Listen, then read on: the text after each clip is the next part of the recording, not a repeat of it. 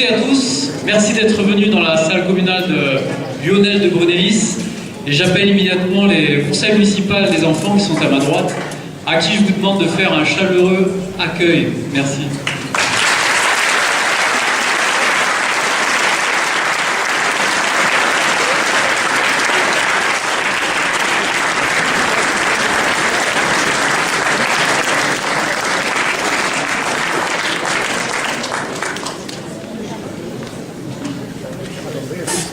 Donc le conseil municipal des enfants va vous lire un texte qu'il a écrit.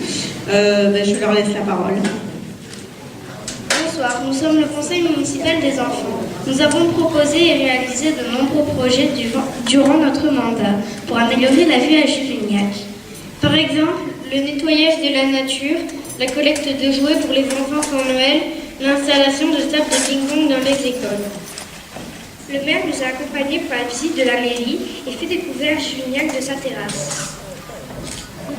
Nous travaillons actuellement sur la réalisation d'une exposition « Les petits Juvignacois ont du talent », la mise en place de menus à thème à la cantine et la mise en place du robinet au parc Saint-Hubert. Nous avons participé à plusieurs commémorations pour transmettre le devoir de mémoire.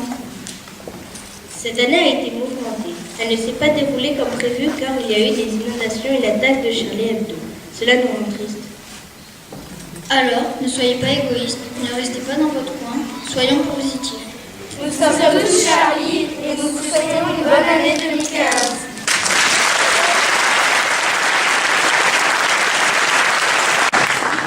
Merci les enfants et merci à Alexia Mouls qui s'occupe du conseil municipal des enfants. Merci à vous Alexia.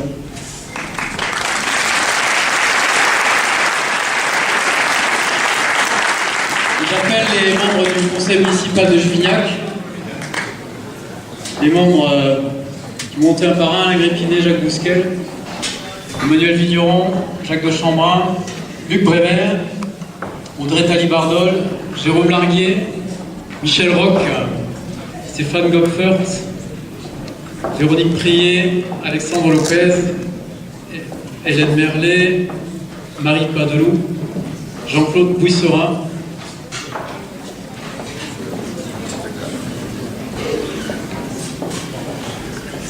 Et vous prie d'excuser les personnes qui sont retenues pour des raisons professionnelles. Il se trouve que dans la liste, j'ai des actifs et certains bossent ce soir.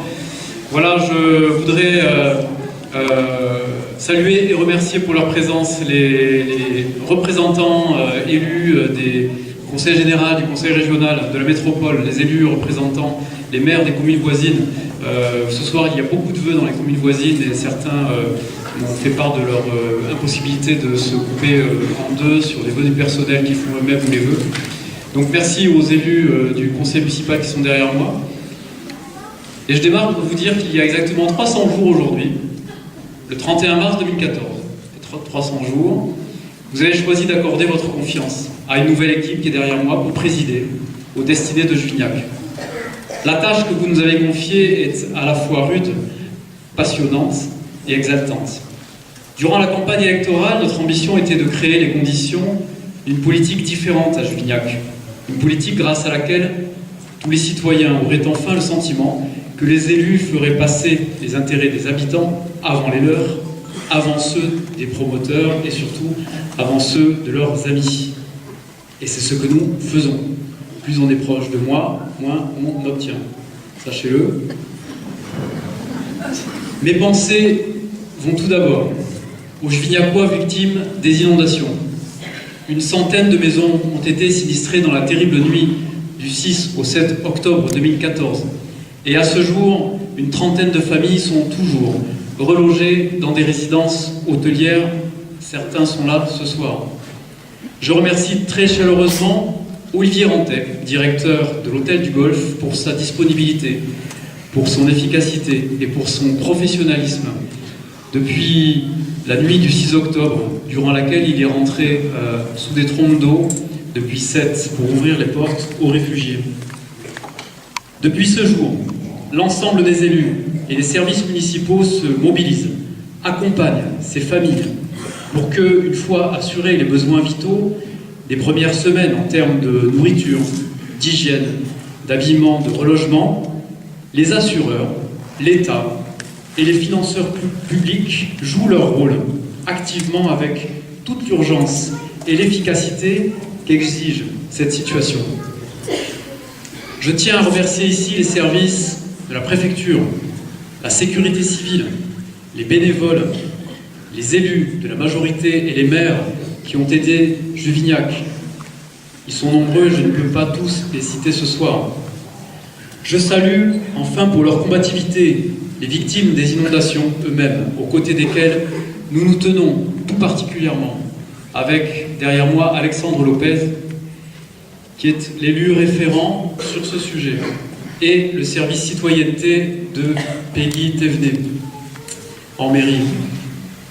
Mes pensées vont ensuite, naturellement, aux victimes de la barbarie et de l'obscurantisme, ainsi qu'à leurs familles. Depuis le mercredi 7 janvier 2015, nous sommes tous atteints dans nos cœurs, dans notre humanité, que symbolise parfaitement Charlie dont parlaient les enfants, car nous sommes outragés dans nos représentations de la République démocratique. Et qu'est-ce que la République si ce n'est l'organisation structurée de la vie humaine autour d'un ensemble de valeurs universelles et humanistes constituant les fondations des authentiques démocraties: liberté, égalité, fraternité, solidarité et laïcité. Cela signifie que celui qui emprisonne, celui qui sépare, qui divise ou qui prétend détenir une vérité intemporelle plus que les autres n'est pas, pour moi, un démocrate et ne peut légitimement se prétendre républicain. À Juvignac, je serai et nous serons les garants de ces valeurs et lutterons sans état d'âme contre l'obscurantisme et le fanatisme. Je n'accepterai donc aucune parole ou acte antisémite, à l'école ou ailleurs, aucune position intolérante vis-à-vis de la liberté de culte, et serai garant de la liberté de conscience de chacun, et donc de la laïcité au cœur de l'espace public, laïcité qui, je le rappelle, ne marque pas l'absence des religions, mais bien au contraire, l'acceptation de toutes les formes de croyance, à condition qu'elles s'effectuent dans le respect de la liberté d'autrui. C'est pourquoi nous lancerons en 2015 le débat public et citoyen autour de ces questions, notamment à travers des conférences. Parce que je suis persuadé que c'est par la pédagogie, l'éducation et par l'information factuelle que nous éviterons les amalgames, les clivages, la pensée à courte vue dont se nourrissent toutes les formes de populisme.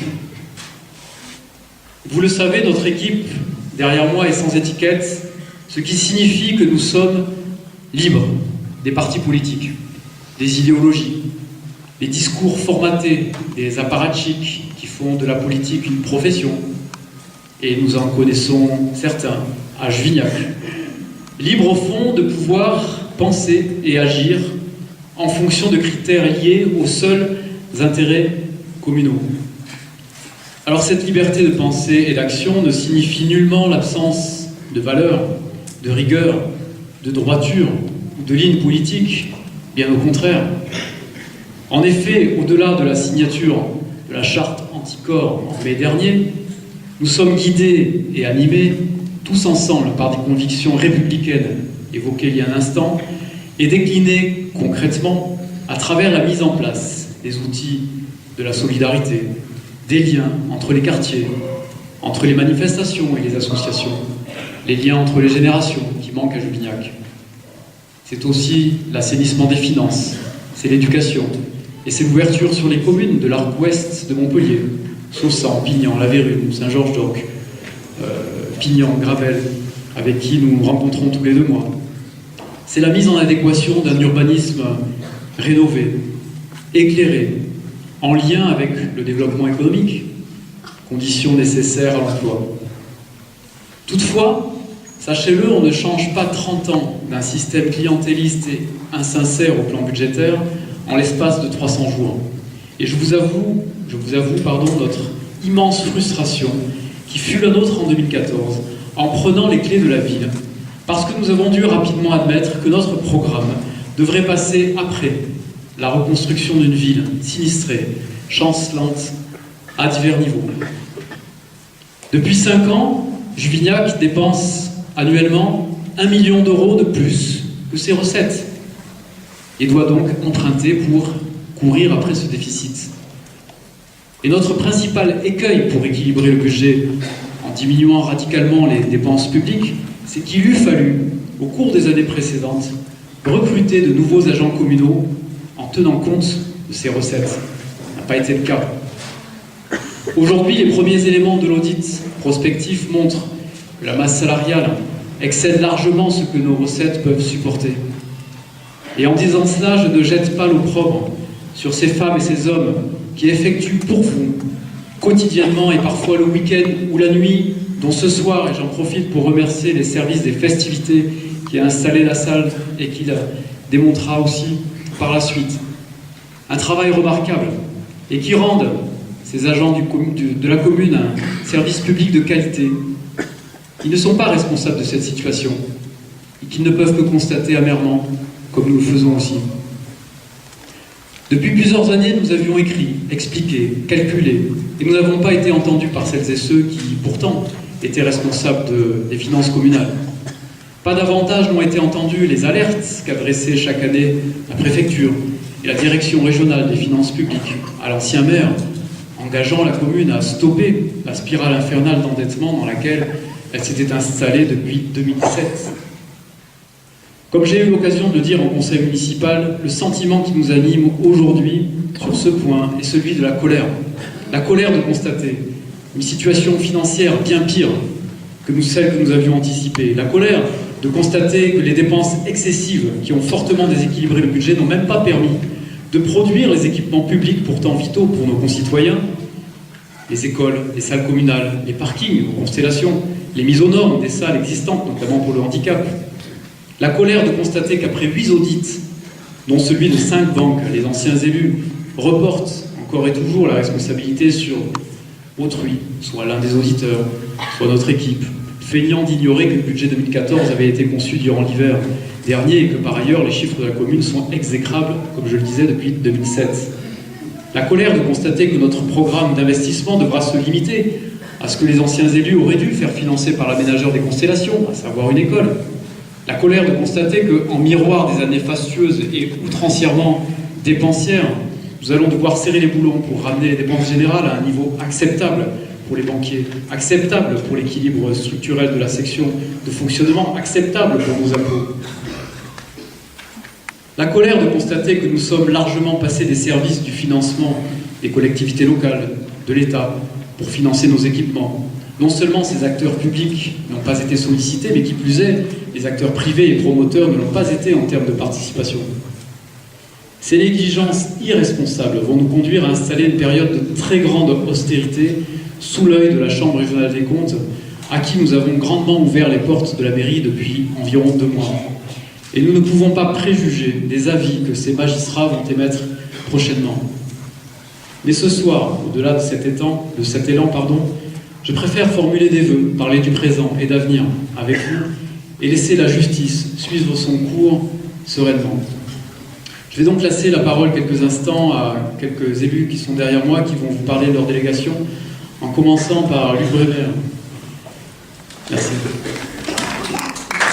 À mon tour de vous présenter mes meilleurs vœux pour cette nouvelle année qui a commencé si tragiquement, en tout cas pour les gens de ma génération. On peut imaginer un sursaut citoyen dans tous les domaines, une forme de reconstruction. Et la reconstruction, ça va bien avec l'urbanisme. Inventer quelque chose de neuf, de positif, croire en l'avenir pour nos enfants, en adultes responsables, créer de nouvelles utopies, on ne rêve plus assez, inventer le futur, tous ensemble. Merci. En tant qu'adjointe à ce que l'on appelle le 4SH, la santé, la solidarité, les seniors, le social, mais aussi le handicap, je tenais à vous présenter tous mes vœux de santé, parce que c'est notre bien le plus précieux, et de solidarité qui s'est si bien démontré au cours de ces derniers mois à Juvignac, mais dans tout le pays suite aux événements dramatiques. Et je tenais à vous présenter brièvement les points, malgré nos difficultés, que nous souhaitons développer l'année prochaine. Donc concernant bien sûr les seniors et la santé, nous allons continuer notre programme de prévention parce que c'est certainement ça qui est le plus important, également prévenir. Donc tous les ateliers d'activité physique adaptés en collaboration avec le CHU et tous nos ateliers mémoire. Et nous allons continuer à être imaginatifs pour vous proposer d'autres activités. Concernant la solidarité, eh bien nous allons favoriser et aider autant que se peut cette initiative qui est venue suite aux inondations des bénévoles. Et nous avons déjà eu plusieurs réunions avec un réseau de bénévoles qui se constitue, avec plusieurs initiatives. Si vous êtes intéressés, je vous invite à vous renseigner à la mairie. Il y a plein de belles choses à faire tous ensemble. Concernant le social, eh bien, il va nous falloir être inventifs pour trouver des solutions pour aider ceux d'entre nous qui sont en difficulté financière ou autre. Mais bien sûr, nous allons travailler dur avec le CCAS pour trouver des solutions. Et enfin, concernant le handicap, il est temps que la commune travaille et aide toutes les personnes handicapées, quel que soit le handicap, et pour commencer, de nous conformer à la loi, parce que nous devons, en tant que citoyens, en tant que mairie, et tous aussi ensemble, travailler à cette aide et à cette mise en conformité. Et je vous souhaite une très belle année 2015. En charge des finances de la mairie, je voudrais apporter juste 2-3 précisions pour essayer de tempérer un petit peu ce que vous a exposé Monsieur le maire tout à l'heure. En effet, la situation est grave sur le plan financier, vous le savez déjà. Monsieur le maire vous l'a expliqué lors de son explication publique le 7 novembre dernier. Mais, comme il vous l'a redit également tout à l'heure, c'est encore bien plus grave que ce que nous pensions. Et donc, il va falloir faire avec. Je voudrais, pour rassurer certains d'entre vous qui connaissaient ce cas d'espèce, vous rassurer en vous disant que nous agissons dans la mesure de nos moyens.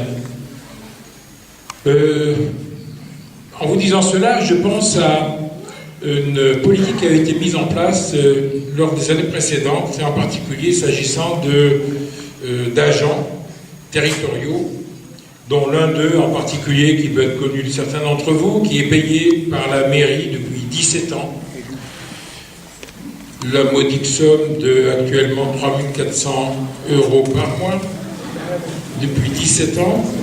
Donc, nous en payons les 3 quarts, nous en payons au passé les 3 quarts au centre de gestion à la disposition duquel il a été mis voici 17 ans, donc, et le conseil général, le centre de gestion du département, paye les 25% restants. Eh bien, pour l'année 2014, nous avons refusé de payer cette somme-là, considérant qu'elle était indue et considérant par ailleurs qu'évidemment, il y a bien longtemps que nous aurions dû déjà procéder ainsi. Donc, nous avons entamé des procédures sur lesquelles je ne vais pas m'étendre.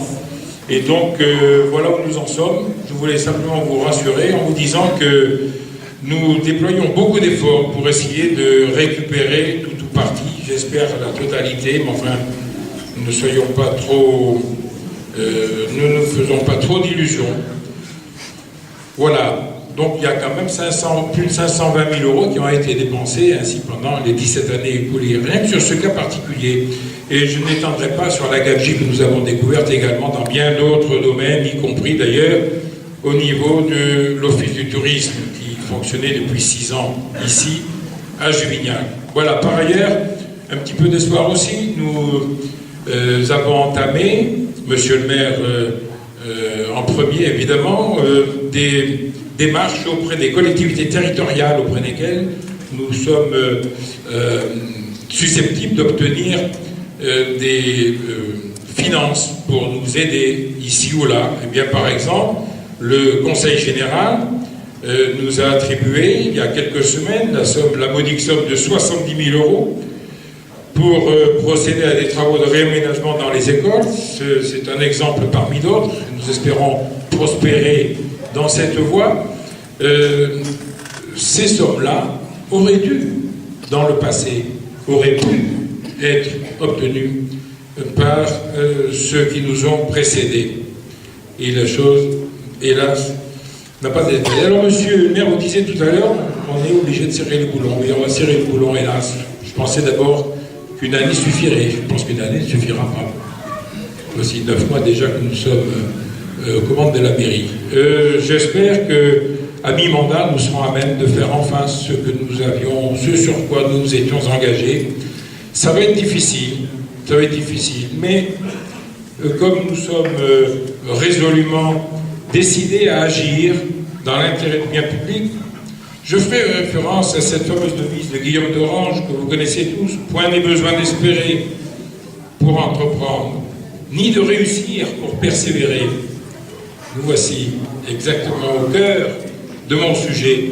Eh bien, je reprendrai plutôt la formule de Gilbert Cesbron, qui l'a rectifié en ce sens. Il est souvent nécessaire d'entreprendre pour espérer et persévérer pour réussir. Eh bien, je peux vous assurer, vous pouvez compter sur nous. Nous sommes décidés à agir, nous allons entreprendre, nous allons espérer et nous allons réussir. Il nous faut 8 ans. Bonne année. Bonsoir à toutes et à tous.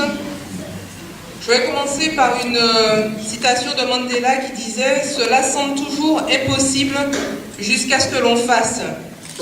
Depuis notre élection, les difficultés financières dont nous avons hérité ne nous ont pas empêchés de vivre des moments forts dans notre ville, malgré nos faibles moyens. Pourquoi? Tout simplement parce que nous sommes animés par des valeurs communes, le vivre ensemble, la solidarité, le lien entre les habitants. C'est avec ces convictions que vous avez pu partager des événements que nous avons voulu différents. Juvignac en fête, le Noël des aînés, Noël, un jour en fête, et de nombreuses sorties VTT, des crosses déguisées en Père Noël, et un cross aussi contre la mucoviscidose. Nous avons pu animer aussi tous les city-stades de notre commune, et avoir aussi, nous avons vu se dérouler un tournoi de pétanque, où toutes les générations se sont rassemblées autour de cet événement. 2015 sera tourné vers des événements de partage entre habitants. On aura aussi des échanges sportifs, culturels, en partenariat avec le tissu associatif qui est très dynamique dans notre commune. Je tiens aussi ce soir à saluer tous les services de la mairie avec lesquels nous travaillons, tous ceux qui interviennent, tous les présidents d'associations qui restent très actifs et qui sont aussi des vrais vecteurs de communication pour notre population.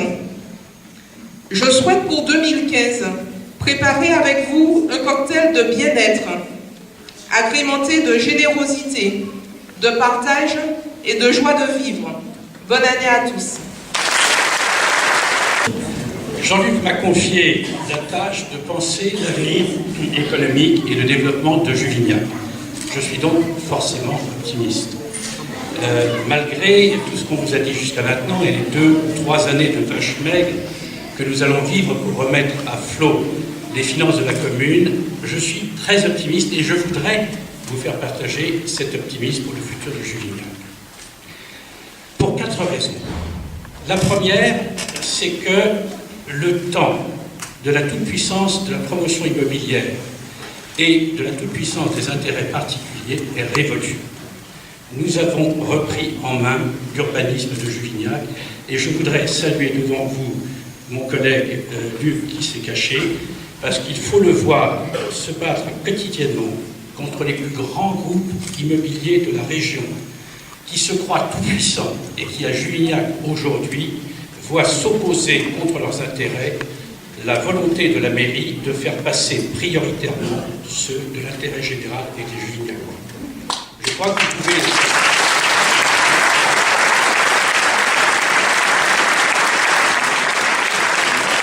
La deuxième raison, et nous la devons à Jean-Luc Savy, c'est que nous ne sommes plus seuls. Et aujourd'hui, nous travaillons étroitement avec les autres communes voisines de Juvignac. Il vous en a cité quelques-unes, mais il y en aura d'autres. Et nous avons constitué ce qu'on appelle l'Arc Ouest de Montpellier, où nous travaillons ensemble pour promouvoir au sein de la métropole les intérêts de cet arc dont fait partie Juvignac et qui ont très longtemps été, je le considère, je crois que nous partageons cet avis, négligés par rapport à d'autres parties de la métropole. La troisième chose, c'est que nous avons une chance exceptionnelle à Juvignac, c'est que nous sommes aujourd'hui stratégiquement placés au confluent des deux grands axes du futur de Montpellier.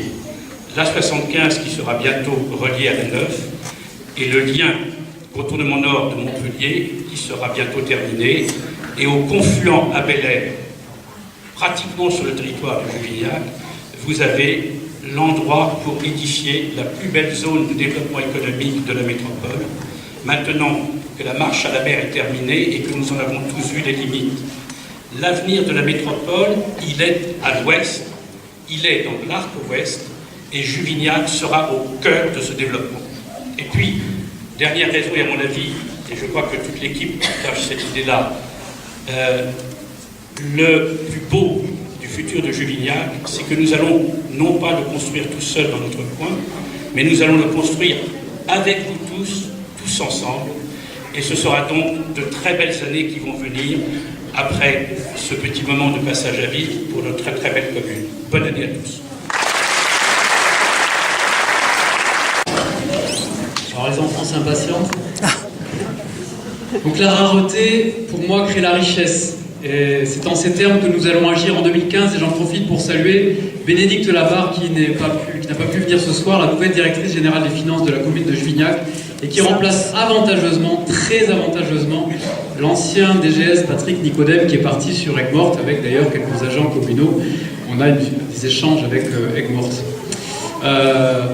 Ceci d'abord à l'aide des outils de la démocratie participative, parce que je ne crois plus, je n'ai jamais cru en l'État-providence, pas plus qu'une mairie qui serait omnipotente dans un contexte de disette. Nous allons donc encourager la participation citoyenne pour que chacun puisse être acteur de la cité, de son quartier, via les associations ou les initiatives individuelles. Emmanuelle Vigneron est bientôt adjointe d'ailleurs à l'action citoyenne et sera au cœur de ce dispositif. En parallèle, au-delà des commissions municipales qui fonctionnent déjà, nous mettrons en place, et Emmanuel toujours, dans les prochaines semaines, 10 comités citoyens au sein de 10 quartiers qui seront composés d'environ 6 personnes motivées et qui seront tirées au sort. J'ai vu qu'à Montpellier, on tirait aussi au sort les personnes sur la base des listes électorales. Nous, on préférera recueillir vos motivations, quelles qu'elles soient. On fera un premier tri pour qu'on n'ait pas un tri sur la base des motivations, pour qu'on n'ait pas 6 boulangers ou 6 profs dans le même comité citoyen. Ce serait pas mal qu'il y ait une diversification. Et ensuite, ce seront des enfants qui viendront tirer au sort en mairie les personnes en question. Les relais d'opinion que vous connaissez, qui sont en place depuis plusieurs décennies, étaient, à mon sens, choisis par le maire et relayaient pour la plupart l'opinion de qui? Du maire, ce qui n'est pas très intéressant. Alors en 2015, la philosophie et les axes de notre programme ne changent pas d'un iota. Chacun des élus qui a parlé l'a exprimé. La solidarité, les liens, l'éducation, les projets pour nos aînés, pour la jeunesse, il faut qu'on avance, pour la culture, la qualité de vie, le cadre de vie. Jérôme Larguet ne s'est pas exprimé sur le sujet, mais au niveau des écoles, on a 110 enfants de plus à accueillir en un an. Vous avez remarqué les AGECO dans les 2 écoles. Il faut qu'on arrive à mutualiser des lieux avec le temps périscolaire, la fameuse heure TAP imposée par le ministère de l'Éducation nationale et pour laquelle il faut qu'on fasse un bilan. Donc Jérôme Larguet aurait pu nous en parler, mais les pistes sont à la réflexion. C'est aussi permettre, on le disait tout à l'heure, l'accès aux lieux et aux services publics à toutes les personnes en situation de fragilité, ou d'éloignement, d'isolement ou de handicap. Et sur ce point, le constat est amer, puisqu'on l'a dit tout à l'heure, la commune aurait dû nettement agir depuis 20 ans, mettre chaque année, au fil du temps, quelques moyens financiers et humains adaptés, élaborés à partir d'une véritable politique du handicap au sein d'une commission handicap, et réflexive sur l'isolement en général, qui peut atteindre toutes les générations. accompagner par exemple les bébés handicapés depuis la crèche qui accueille, que nous avons toujours soutenu, vers l'école. Ce pas n'a pas été franchi dans la réflexion. Le périscolaire, la cantine et les loisirs. Comment faire fabriquer aussi aux promoteurs des rampes d'accès dont les pentes soient acceptables pour les personnes en fauteuil. Et on a Emmanuel devant moi qui habite aux Constellations, qui d'ailleurs écrit des livres. Je ne sais pas si tout le monde connaît ces deux personnes-là. Les rampes d'accès.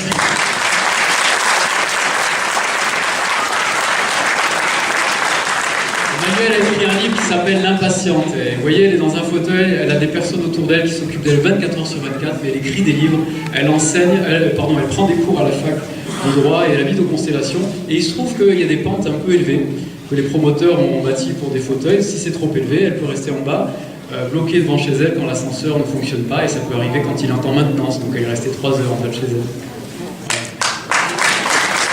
Tous les sujets qui vont illustrer et jalonner les travaux de la commission handicap dont parlait Marie Padelot. Ce soir d'ailleurs, nous avons tenté de, je le dis, nous adjoindre les services d'une personne qui soit susceptible de parler, de traduire en langage des signes. Ce sera pour la prochaine fois, nous ne sommes pas arrivés. Ensuite, c'est en régie municipale que nous rendrons davantage de services publics pour diminuer les coûts, et je ne m'étendrai pas sur ce sujet, mais c'est important. Et c'est ensuite, on l'a dit aussi, Jacques de Chambrin, les 7 communes de l'Arc Ouest avec qui nous ferons des économies d'échelle et que nous mènerons des projets communs, là où 7 communes peuvent porter le projet de chacune des 7. Nous nous réunissons pour des déjeuners de travail avec les 7 maires des communes que j'ai citées tout à l'heure, tous les 2 mois, pour évaluer les projets communs. C'est par exemple le projet du déménagement de l'école de commerce, éventuellement à Saint-Georges-d'Orc, et je salue André Deljarry qui est dans la salle et qui participe activement à cette réflexion métropolitaine naturellement. C'est aussi celui de la romanité que porte Madame Isabelle Touzard, maire de Murviel et Montpellier, ou encore la salle culturelle que nous voulons voir éclore à l'entrée ouest de la métropole et qui pourrait irriguer la moyenne vallée de l'Hérault, culturellement parlant. Et c'est enfin Montpellier, Méditerranée Métropole, qui a remplacé feu l'agglomération de Montpellier depuis le 1er janvier 2015 et qui doit permettre d'optimiser encore davantage nos ressources à moyen et à court terme. Sachez que jusqu'en 2014, Juvignac se passait allègrement des services et des subventions de l'agglo de Montpellier, d'ailleurs du département aussi et de la région, que nous avons réinstallé dans la commune naturellement, entité que l'on finance pourtant soigneusement avec notre fiscalité locale. Sur ce point d'ailleurs, j'ai le plaisir de vous informer de ma nomination la semaine dernière par son président Philippe Sorel au poste de conseiller délégué à l'optimisation des finances publiques de la métropole. Voilà. Et donc à ce titre, je travaillerai en étroite collaboration avec le vice-président de la métropole chargé des finances, j'ai nommé Max Lévita. Cette délégation constitue à mes yeux, au-delà de l'immense responsabilité et du réel défi, on en parlait, une véritable reconnaissance pour Juvignac, pour ses élus et pour vous, pour ses habitants. Je m'attacherai à vous communiquer ces éléments-là et à vous faire bénéficier de cette délégation. Voilà, c'est mon objectif. Je voudrais enfin, pour terminer, vous exprimer toute ma fierté que j'ai à être votre maire depuis 300 jours. Je peux vous exprimer ma profonde reconnaissance, mais aussi la passion et la flamme qui m'animent à ainsi travailler pour vous, chaque jour, avec toute mon énergie et ma détermination. Et je conclus ces mots en vous invitant à partager un moment de convivialité derrière ce rideau. Alors il ne s'agit pas d'un buffet, pour ceux qui sont venus manger, je suis désolé de les frustrer, car la soirée des vœux de l'année dernière en 2014, qui je le rappelle avait eu lieu le 28 février, avait coûté, le saviez-vous, la bagatelle de 40 000 €. Alors je considère que la convivialité, ça ne s'achète pas. Elle tire sa richesse de la chaleur humaine. Et ce soir, c'est donc avec seulement, Jocelyne Cavalier m'a dit, 350 € environ, de boissons et d'apéritifs que nous finirons cette soirée. Je remercie Symphonie Florale de nous avoir prêté les fleurs autour de cette scène. Je vous souhaite à chacune et à chacun une très bonne et une très heureuse année 2015 ainsi qu'à vos proches. Merci.